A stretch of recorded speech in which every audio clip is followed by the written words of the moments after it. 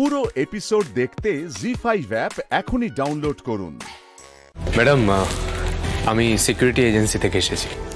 নমস্কার, বসুন। বলছি, আমি শুনলাম আপনাদের আজকে রাতের জন্য একজন নতুন সিকিউরিটির লোক লাগবে।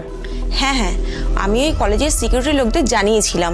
এখানে যিনি থাকেন তিনি হঠাৎ অসুস্থ হয়ে পড়েছেন। আপনি কাউকে এনেছেন? হ্যাঁ, ছোটু ভেতরে এসো। ও মা, এ তো একদম বাচ্চা ছেলে, ও পারবে? বাচ্চা হলে কি হবে ম্যাডাম, চোখে সব দেখতে পাই আমি।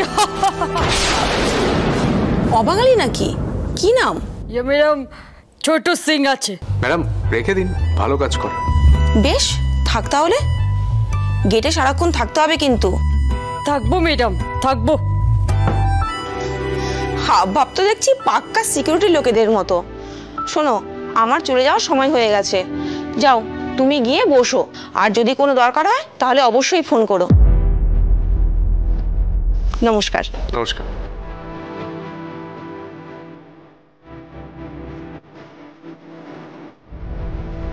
মেয়েটাকে খুব সাবধানে থেকো। আর শোনো, আমরা দূরে কোথাও যাবো না, কাছে পিঠেই থাকবে। যদি কোনো রকম দরকার হয় সঙ্গে সঙ্গে জানাবে। হ্যাঁ, চিন্তা করো না, সাবধানে থাকবে।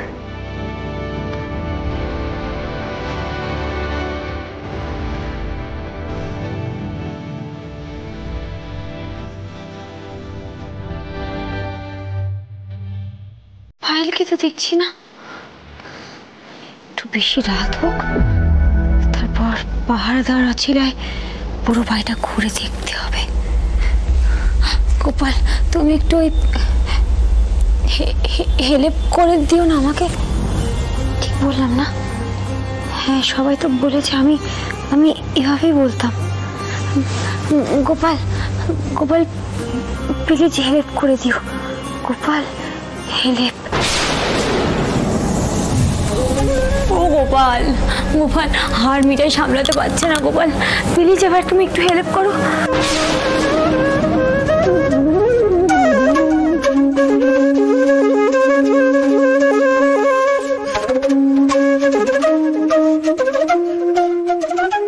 এই সবের মধ্যে আস্তে আস্তে যে পুরনো কথাগুলো মনে আসছে, এটাই অনেক।